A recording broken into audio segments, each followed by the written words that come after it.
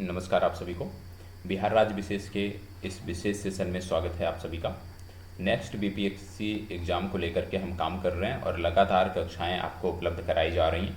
2 कक्षाएं नियमित बेसिस पे आपको मिल रही हैं। एक मॉर्निंग में आपको कक्षा मिल रही है 8 बजे जो कि करंट अफेयर्स की होती है, और एक कक्षा रात्रि 10 बजे होती है जो कि प्रश्नोत्तरी की होती है, वो आपको नियमित मिल रही है। तो आपको इन दोनों कक्षाओं से नियमित जुड़े रहना है। इसके साथ साथ बीच बीच में आपके लिए जो अन्य महत्वपूर्ण कक्षाएं हैं वो आपको उपलब्ध कराई जा रही हैं। नेक्स्ट बीपीएससी एग्जाम की जब हम बात करते हैं तो आज जो हमारा टॉपिक है ये है इकोनॉमिक सर्वे के बारे में। ठीक है, इकोनॉमिक सर्वे के बारे में हम बात कर रहे हैं। हालांकि इकोनॉमिक सर्वे की जो वीडियो है, फैक्ट की जो वीडियो है, वो मैंने आपको उपलब्ध करा दी है। आज उसी से जुड़े हुए जो प्रश्न हैं, जो क्वेश्चन आंसर हैं, कौन से प्रश्न इकोनॉमिक सर्वे से बन सकते हैं, क्या प्रश्न बन सकते हैं, ठीक है, उनको लेकर के मैं यहाँ पे उपस्थित हुआ हूँ। तो चलिए एक एक करके प्रश्नों को देखते हैं। सबसे पहला प्रश्न है, बिहार राज्य सरकार का आर्थिक सर्वेक्षण किसके द्वारा प्रस्तुत किया गया।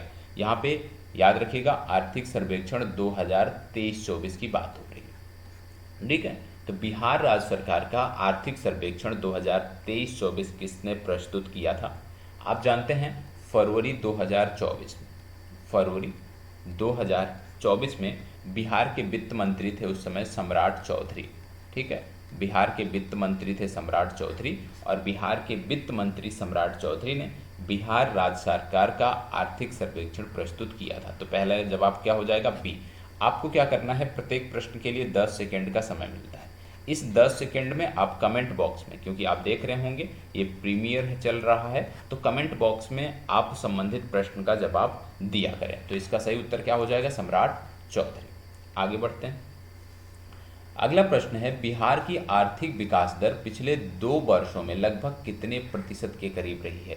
पिछले 2 वर्षों में बिहार की जो आर्थिक वृद्धि है वो कितने प्रतिशत रही है, वो आपसे पूछा जा रहा है।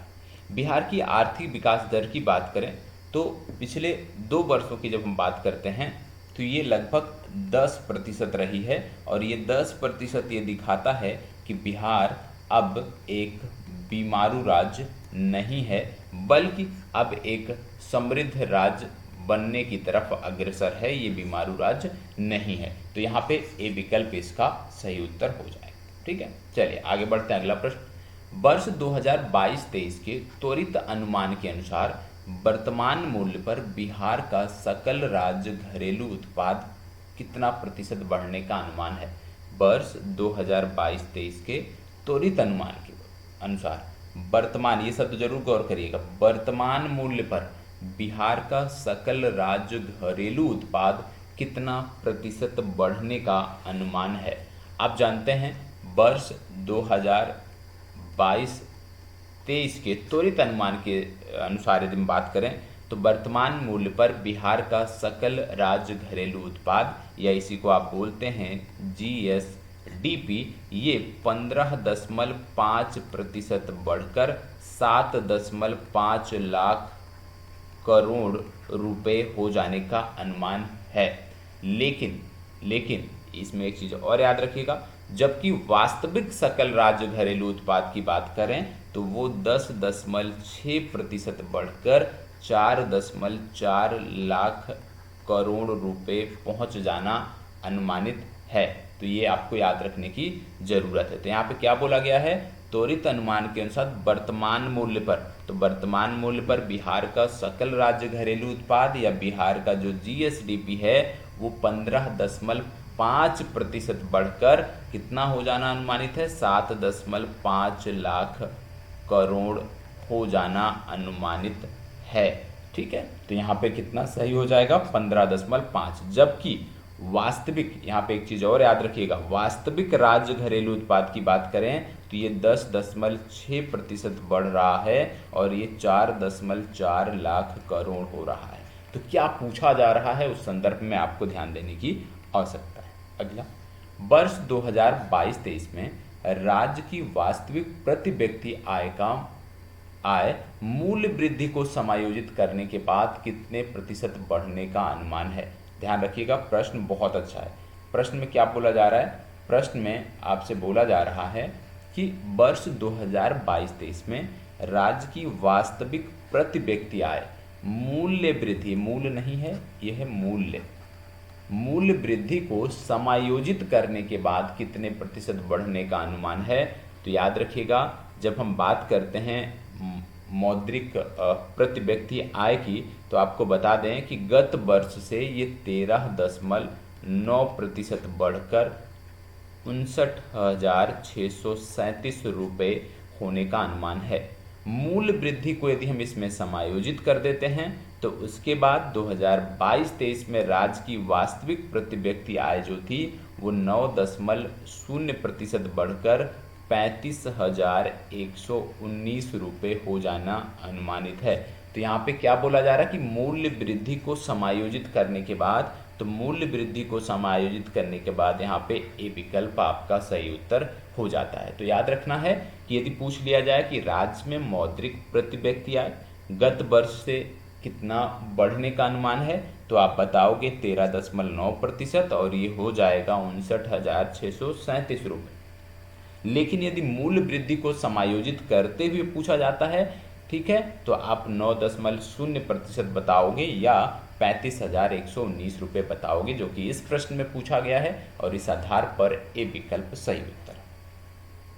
आगे, वर्ष 2022-23 के त्वरित अनुमान के अनुसार राज्य की अर्थव्यवस्था में सकल मूल्यवर्धन में तृतीय क्षेत्र का, तृतीयक होगा, तृतीयक क्षेत्र का हिस्सा कितने प्रतिशत रहने का अनुमान है। तृतीयक क्षेत्र का हिस्सा कितने प्रतिशत रहने का अनुमान है, किसमें, सकल मूल्य वर्धन में। याद रखिएगा, अब यहाँ पे यदि हम बात करें तो आप याद रखिएगा कि सकल मूल्य वर्धन में जो तृतीयक क्षेत्र का हिस्सा है ये 60% रहना अनुमानित किया गया है, जबकि प्राथमिक और द्वितीयक क्षेत्र की बात करें तो प्राथमिक और द्वितीयक क्षेत्र का जो हिस्सा है वो 20% है। तो प्राथमिक द्वितीयक क्षेत्र का हिस्सा 20% और तृतीयक क्षेत्र का हिस्सा 60% रहना अनुमानित किया गया है, ये आपको याद रखना है। ठीक है, चलिए, तो इसका सही विकल्प क्या हो जाएगा, डी विकल्प 60%। आगे, वर्ष 2022-23 में द्वितीय क्षेत्र की आर्थिक गतिविधियों द्वारा मूल्य वर्धन में कितना प्रतिशत वृद्धि होने का अनुमान है। द्वितीय क्षेत्र की जो आर्थिक गतिविधियां हैं उनके द्वारा मूल्य वर्धन में कितना प्रतिशत बढ़ना अनुमानित है। तो आपको बता दें कि जब वर्ष 2022-23 की बात करते हो तो प्राथमिक, द्वितीयक और तृतीयक क्षेत्रों की आर्थिक गतिविधियों द्वारा जो मूल्य वर्धन में आप कह सकते हो वृद्धि हो रही है वो है प्राथमिक क्षेत्र के कारण 6.7%, द्वितीय क्षेत्र के कारण 6.8% और तृतीय क्षेत्र के कारण 13%। तो यहाँ पे क्या बोला गया है, द्वितीय क्षेत्र बोला गया है, मतलब 6.8%। ठीक है, बी विकल्प सही उत्तर है। कहाँ से कर पाओगे, जो मैंने आपको PDF उपलब्ध कराई, PDF टेलीग्राम ग्रुप पे उपलब्ध कराई है, जो आपको मैंने सेशन दिया है, ठीक है, उस सेशन को एक बार समग्रता से देखिए, PDF को अपने पास सुरक्षित रखिए, PDF को 2 बार 3 बार रिवाइज करिए, ये सारे के सारे प्रश्न आप वहाँ से बना सकते हो। वर्ष 2021-22 में द्वितीय क्षेत्र का रोजगार में क्या हिस्सा रहा। अच्छा प्रश्न पूछा गया है, द्वितीय क्षेत्र का रोजगार में क्या हिस्सा रहा है, ये आपसे पूछा जा रहा है। द्वितीय क्षेत्र का रोजगार में क्या हिस्सा रहा है आपसे पूछा जा रहा है। कब की बात हो रही है, वर्ष 2021-22 में। यदि हम बात करें तो सबसे पहली बात, यदि 21-22 में सकल मूल्य वर्धन में हम बात कर लें, सकल मूल्य वर्धन में यदि हम बात करें तो प्राथमिक क्षेत्र का जो हिस्सा है 20.7%, द्वितीय क्षेत्र का भी है 20.7% और तृतीय क्षेत्र का है 58.6%। कब की बात हो रही है, ये 21-22 की बात कर रहे हैं। और इसी समय रोजगार में हिस्से की जब हम बात करते हैं तो यहाँ पे जो प्राथमिक सेक्टर है, प्राथमिक सेक्टर का हिस्सा है रोजगार में 47.8%, द्वितीय क्षेत्र की बात करें उसका हिस्सा है 25.9% और तृतीय क्षेत्र के हिस्से की बात करें तो 26.3% ये तृतीय क्षेत्र का हिस्सा है। तो ये आपको याद रखने की ज़रूरत है। कि रोजगार में जो हिस्सा है प्राथमिक, द्वितीयक और तृतीयक क्षेत्र का, वो आपको ये देखने को मिल रहा है। ठीक है, अब यहाँ पे रोजगार में क्या हिस्सा है द्वितीयक क्षेत्र का, तो 25.9, सी विकल्प आपका सही उत्तर है। अगला, पिछले वित्तीय वर्ष 2022-23 में राज्य सरकार का कुल व्यय कितना प्रतिशत बढ़ गया है? कुल व्यय कितना प्रतिशत बढ़ गया, मतलब राजकीय वित्त व्यवस्था से जुड़ा हुआ ये प्रश्न है। राजकीय वित्त व्यवस्था से जुड़ा हुआ ये प्रश्न है। यहाँ पे आपको बता दें कि राज्य सरकार का कुल व्यय पिछले वर्ष से यदि हम बात करें तो ये 20.1% बढ़ा है, और ये कितना हो गया है? ये हो गया है 2,31,904 करोड़। यदि अमाउंट पूछा जाए तो आप बताओगे 2,31,904 करोड़ रुपए हो गया है। इस वर्ष राज्य सरकार के कुल व्यय में स्थापना और कार्यान्वित जो व्यय है उसका जो हिस्सा है वह है 54.7%, और योजना व्यय का जो हिस्सा है वह है 45.3%। ये भी आपको याद रखने की ज़रूरत है कि इस वर्ष में यदि बात करें तो राज्य सरकार के कुल व्यय में स्थापना और कार्यान्वित व्यय का हिस्सा है 54.7%, और यदि हम योजना व्यय की बात करें तो उसका हिस्सा है 45.3%। तो यहाँ पे बोला गया है कि कितना बढ़ गया है, तो सी विकल्प 20.1% बढ़ गया है। आगे, बिहार सरकार के राजस्व व्यय का सबसे बड़ा हिस्सा निम्नलिखित में से कहाँ पर खर्च हुआ? अच्छा प्रश्न है।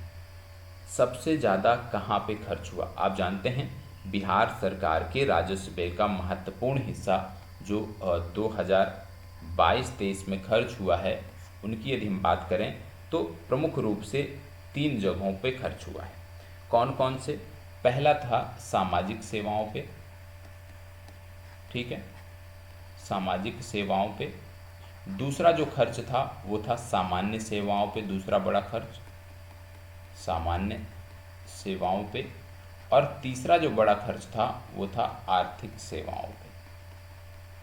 ठीक है, कहाँ पे? आर्थिक सेवाओं पे। सामाजिक सेवाएं,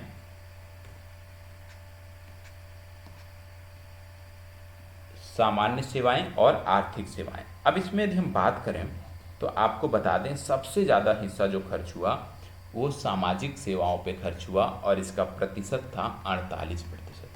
तो याद रखिएगा, राजस्व व्यय का 48% कहाँ खर्च हुआ? सामाजिक सेवाओं पे खर्च हुआ। तो यही बोला जा रहा सबसे बड़ा हिस्सा कहाँ खर्च हुआ, तो इसका उत्तर हो जाएगा दूसरा, सामाजिक सेवाओं पर। ये आपको याद होना चाहिए। ठीक है, और आपको बता दें कि इस मद में यदि हम 2022-23 में देखें तो 22-23 में पिछले वर्ष की अपेक्षा ये 16.1% बढ़ा है, और ये बढ़कर 88,348 करोड़ रुपए पहुंच गया है। ठीक है, वहीं आर्थिक सेवाओं पे यदि हम बात करें तो आर्थिक सेवाओं पे 39,598 करोड़ रुपए, और सामाजिक सेवाओं पे 56,029 करोड़ रुपए खर्च किए गए हैं। और इन दोनों श्रेणियों में जो व्यय है वो 15.9 और 14.5% था। तो यहाँ पे एक पूछा गया है, तो पहला याद रखिए सामाजिक सेवाओं पे। अगला है, बिहार सरकार ने वर्ष 2022-23 में कितने करोड़ रुपए का लोक ऋण चुकाया है? कितने करोड़ रुपए का लोक ऋण चुकाया है, ये आपसे पूछा जा रहा है। आपको बता दें कि वर्ष 2022-23 में राज्य सरकार की कुल बकाया देनदारी जो थी वो थी 2,93,307 करोड़ रुपए। ठीक है, राज्य सरकार ने इसमें से 2023-24 में अपना 14,351 करोड़ रुपए का जो लोक ऋण था वो चुकाया था, साथ ही साथ 15,184 करोड़ रुपए का ब्याज भुगतान किया था। तो यहाँ पे यदि पूछ लिया जाए कि कितने करोड़ रुपए का लोक ऋण चुकाया है, तो वो चुकाया है 14,351 करोड़ रुपए का लोक ऋण इन्होंने चुकाया है। ठीक है, चलिए अब इसके बाद देख लेते हैं आगे। अगले प्रश्न पे मैं आपको थोड़ा सा टाइम दे रहा हूँ, इस पे आप बताइएगा कि इसका जवाब क्या होगा। आपके पास 20 सेकेंड का समय है।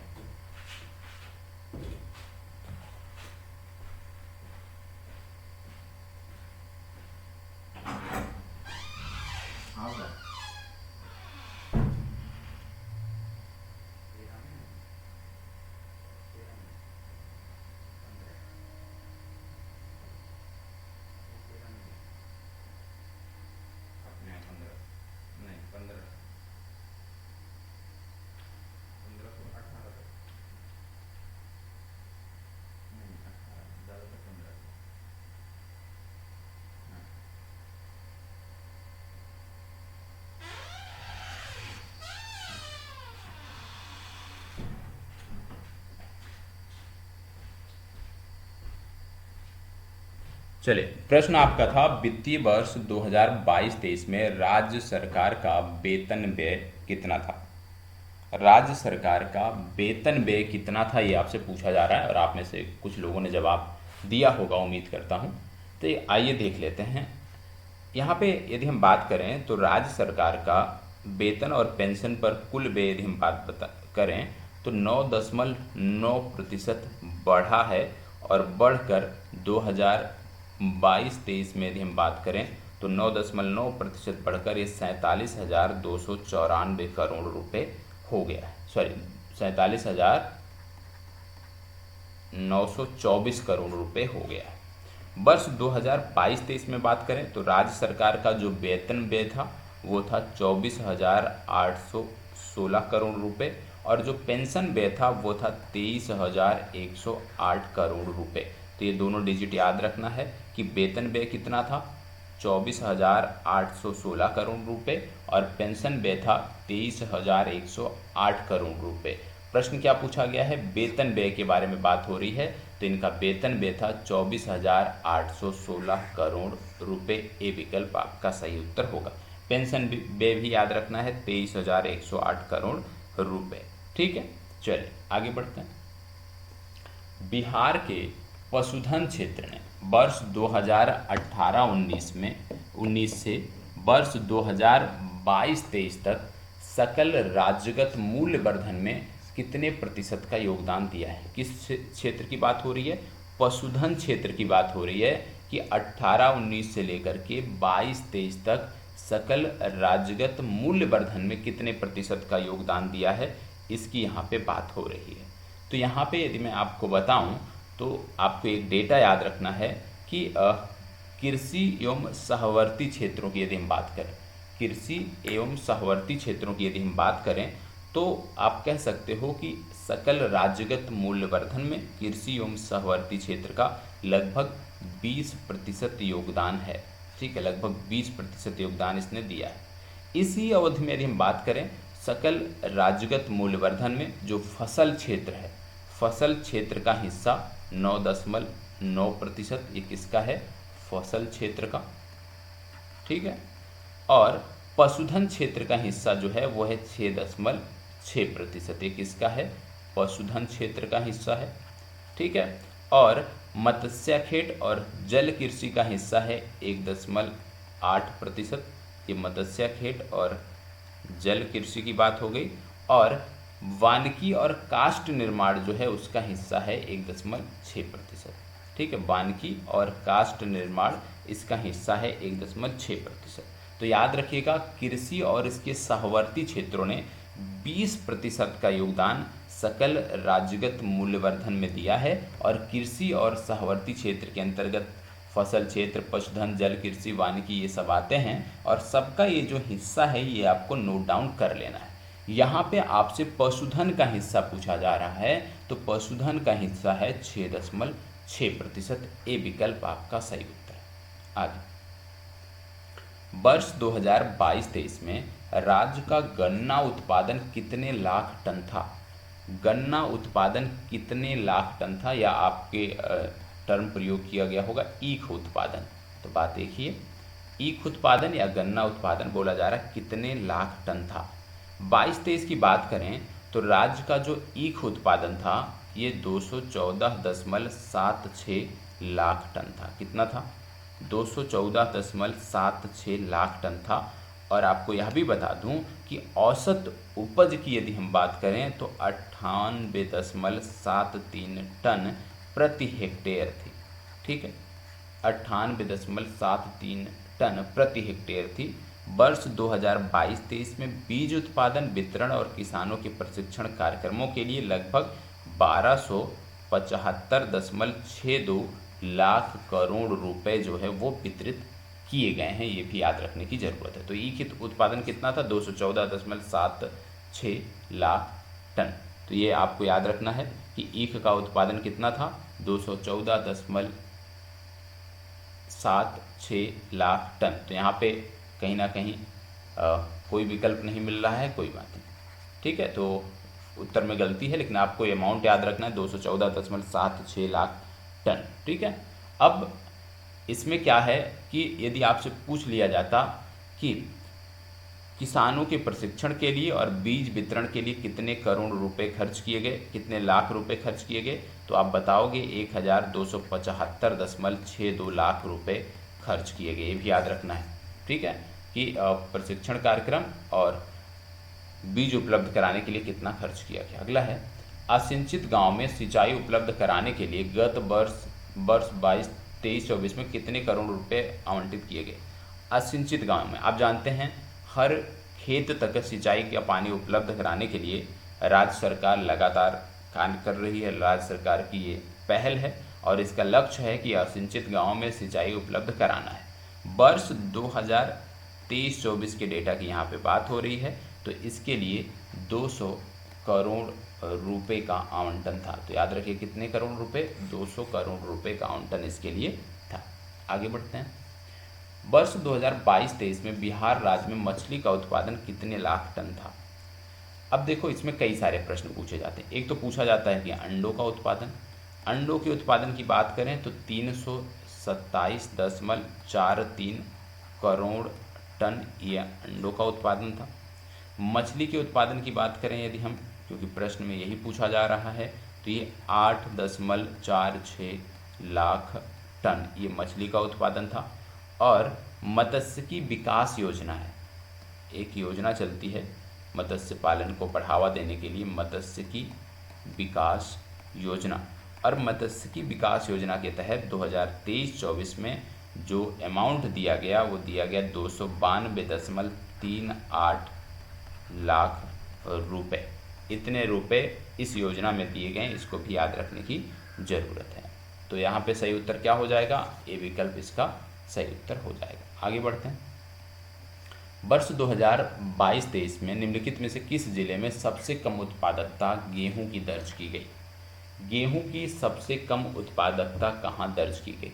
जब बात गेहूं की आती है तो यहाँ पे आपको याद रखना है कि गेहूं बिहार की रबी फसल है, ठीक है। और गेहूं की सर्वाधिक उत्पादकता की बात करें तो 3,960 किलोग्राम प्रति हेक्टेयर है, जो कि खगड़िया में है। तथा सबसे कम उत्पादकता की बात करें तो जमुई में है, और जमुई में है ये 1980 किलोग्राम प्रति हेक्टेयर। तो सबसे कम पूछा गया है तो जमुई इसका सही उत्तर हो जाएगा। आगे बढ़ते हैं। अगला है, मक्का के संदर्भ में निम्नलिखित में से किस जिले में सर्वाधिक उत्पादकता दर्ज की गई। देखो मक्का की जब हम बात करते हैं, एक होती है भैया उत्पादकता, एक होता है उत्पादन। तो यहाँ पे पूछा गया है उत्पादकता, तो सर्वाधिक उत्पादकता की बात करें तो ये अररिया में दर्ज की गई। कहाँ पे की गई, अररिया में। और अररिया में जो दर्ज की गई वो 9,872 किलोग्राम प्रति हेक्टेयर दर्ज की गई, ठीक है, उत्पादकता अररिया में। अब यहीं पे यदि हम बात करें कि उत्पादन की दृष्टि से कौन से ज़िले अग्रणी हैं इसमें, तो उत्पादन में भी सबसे पहले नाम आता है अररिया का, दूसरे स्थान पे आता है कटिहार और तीसरे स्थान पे आता है पूर्णिया। ये भी याद रखने की ज़रूरत है। अब यहीं पे मक्का का हो गया और गेहूं का हो गया। चावल का भी हम देख लेते हैं, चावल से जुड़ा हुआ प्रश्न नहीं रखा गया है तो चावल के बारे में देख लेते हैं। चावल के बारे में यदि पूछा जाए तो आप जानते हैं बिहार की प्रमुख फसल है। और कुल उत्पादन में यदि हम देखें चावल के, तो जैसे रोहतास आपका हो गया, औरंगाबाद आपका हो गया, ठीक है, कैमूर आपका हो गया। औरंगाबाद, रोहतास, कैमूर बिहार में चावल के कुल उत्पादन में 25.2% हिस्सा मात्र इन्हीं 3 जिलों का है, रोहतास, औरंगाबाद और कैमूर। चावल की सबसे ज़्यादा उत्पादकता जो है वो रोहतास में दर्ज की गई, ये भी याद रखना है, ठीक है। चलिए, और सबसे कम उत्पादकता की बात करें तो मधुबनी में दर्ज की गई। चावल की सबसे कम उत्पादकता मधुबनी में दर्ज की गई। आगे बढ़ते हैं। अब बात आ गई है दलहन। दलहन उत्पादन के दृष्टिकोण से बिहार के शीर्ष जिले कौन से हैं। दलहन उत्पादन के दृष्टिकोण से बिहार के शीर्ष जिले कौन से हैं, तो आपको बता दें कि दलहन की जब हम बात करते हैं तो 3 जिलों का नाम प्रमुखता से आता है, ठीक है। उत्पादन की दृष्टि से यहाँ पे पूछा गया है, ये भी याद रखना है। उत्पादन की दृष्टि से 3 जिलों का नाम आता है। पहला आता है पटना, दूसरा जिला आपका आता है औरंगाबाद, ठीक है, और तीसरा जिला यहीं पे आपका आता है नालंदा। ये 3 जिले हैं बिहार के जहाँ पे दलहन का सर्वाधिक उत्पादन होता है। पटना में 0.61 लाख टन, ठीक है, औरंगाबाद में 0.28 लाख टन, और नालंदा में बात करें 0.28 लाख टन। ये आपको देखने को मिलता है। लेकिन जब हम उत्पादकता की बात करते हैं, ठीक है, उत्पादकता की बात करते हैं, उत्पादकता की जब हम बात करते हैं तो आपको बता दें दलहन की दृष्टिकोण से बेगूसराय, बेगूसराय उत्पादकता सबसे ज़्यादा है पूरे बिहार में। इसके बाद नालंदा आता है और नालंदा के बाद सिवान आता है। तो उत्पादकता की दृष्टि से यदि पूछा जाए सबसे ज़्यादा उत्पादकता कहाँ पे है तो बेगूसराय, सबसे ज़्यादा उत्पादन कहाँ हुआ है तो पटना। ये दोनों शब्द याद रखने की ज़रूरत है। चलिए आगे बढ़ते हैं। अगला प्रश्न, किस जिले में गन्ने या ईख का सर्वाधिक उत्पादन देखने को मिला? आप जानते हैं ईख भी बिहार की प्रमुख व्यावसायिक फसलों में आती है। कृषि प्रसंस्करण जो उद्योग हैं उनके लिए कच्चा माल तथा जो श्रमिक हैं उनको यह रोजगार उपलब्ध कराती है। और राज्य में यदि हम 2022-23 की बात करें तो इसके अनुसार जो कुल उत्पादन था ईख का वो था 214.76 लाख टन। ये कुल उत्पादन ईख का था। और इसमें भी यदि हम औसत उपज की बात करें तो 98.73 टन प्रति हेक्टेयर ये औसत उपज थी। अब 3 सर्वश्रेष्ठ जिले इसमें कौन कौन से आते हैं? पहला आता है पश्चिम चंपारण, ठीक है, दूसरा आपका आता है पूर्वी चंपारण, पूर्वी चंपारण, तीसरा आपका यहाँ पे आता है गोपालगंज, ठीक है। तो ईख के लिए सबसे जो प्रमुख जिला है वो है पश्चिमी चंपारण, जहाँ पे बिहार के कुल ईख उत्पादन का लगभग 64.54% जो है उगाया जाता है, ठीक है। इसके बाद पूर्वी चंपारण और गोपालगंज का नाम आता है, लेकिन 64% हिस्सा सिर्फ और सिर्फ पश्चिमी चंपारण का रहता है। बिहार में फल का उत्पादन क्या रहा? बागवानी में जब हम आते हैं बिहार के संदर्भ में तो फलों की बात आती है। फलों की बात यदि हम करते हैं तो बिहार में फल का जो उत्पादन था वो 52.39 लाख टन था। आगे बढ़ते हैं। निम्नलिखित में से बिहार का कौन सा जिला आम उत्पादन में शीर्ष पे है? आपको बता दें कि बिहार में जो आम का उत्पादन हुआ वो 17.56 लाख टन हुआ। कुल अमाउंट कितना था? 17.56 लाख टन। लेकिन शीर्ष जिलों में सबसे पहले आता है दरभंगा, फिर आता है पूर्वी चंपारण और इसके बाद आता है वैशाली। तो आम के उत्पादन में शीर्ष पर जो स्थित जिला है वो है दरभंगा, तो ए विकल्प सही उत्तर हो जाएगा। आगे बढ़ते हैं। अगला प्रश्न, बिहार का कौन सा जिला अमरूद के उत्पादक शीर्ष जिलों में शामिल है? अमरूद की जब बात करते हैं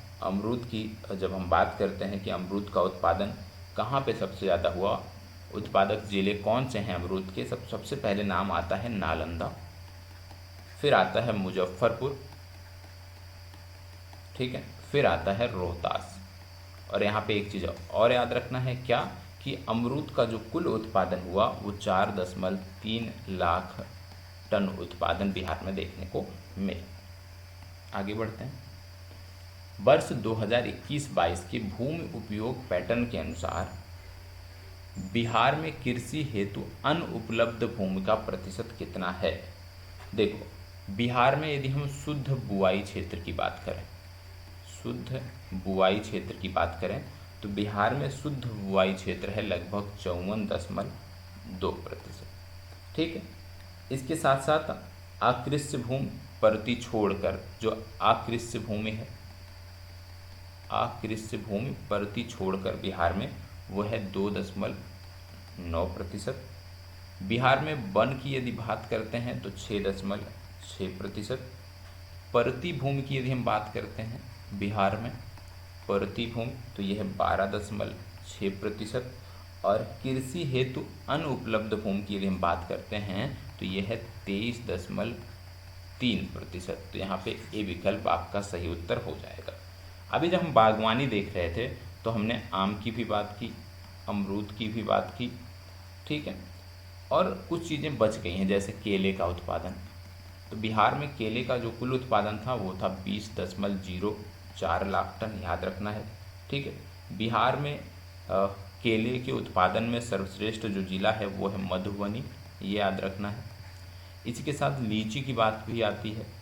लीची की जब बात करते हैं तो लीची का कुल उत्पादन था 3.09 लाख टन, और लीची के उत्पादन में जो जिला शीर्ष पे है वो है मुजफ्फरपुर, शाही लीची आपको याद होगा, ठीक है। तो ये भी याद रखने की ज़रूरत है, संपूर्ण बागवानी यहाँ पे आपकी कवर हो जाती है। आगे बढ़ते हैं तो बात आ रही है चतुर्थ कृषि रोड मैप के अनुसार राज्य सरकार अगले 5 वर्षों में गुड़ की कितने इकाइयों की स्थापना करने जा रही है। आप जानते हैं चतुर्थ कृषि रोड मैप मतलब 2023 से 28 की बात हो रही है। इसके अंग के तौर पे यदि हम देखें, इसके अंग के तौर पे तो अगले 4 वर्षों में अगले 405 इकाइयों की स्थापना हो रही है, बी विकल्प सही उत्तर है। अगला, निर्माण, परिवहन, संचार, व्यापार एवं होटल क्षेत्र का बिहार की अर्थव्यवस्था में संयुक्त रूप से कितना प्रतिशत हिस्सा है। तो यहाँ पे याद रखिएगा कि संयुक्त रूप से इनका है 37% हिस्सा, ठीक है। तो 37% बी विकल्प आपका सही उत्तर होगा। अगला प्रश्न, बिहार में उपलब्ध विद्युत क्षमता का कितना प्रतिशत ताप विद्युत से है।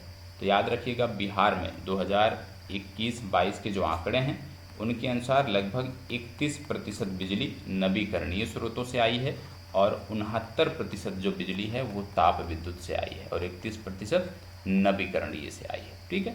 चलिए आगे बढ़ते हैं। निम्नलिखित में से कौन सा जिला वर्ष 2021-22 के आंकड़ों के अनुसार सबसे गरीब जिलों में शामिल है। सबसे गरीब जिलों में कौन सा शामिल है। तो सबसे गरीब जिलों में जो शामिल है वो आता है आपका शिवहर, ठीक है। यहाँ पे प्रति व्यक्ति आय 18,980 रुपये, और सबसे अमीर जिलों में, सबसे समृद्ध जिलों में आता है पटना। तो ये दोनों चीज़ें याद रखना है, मतलब शिवहर इसका सही उत्तर होगा।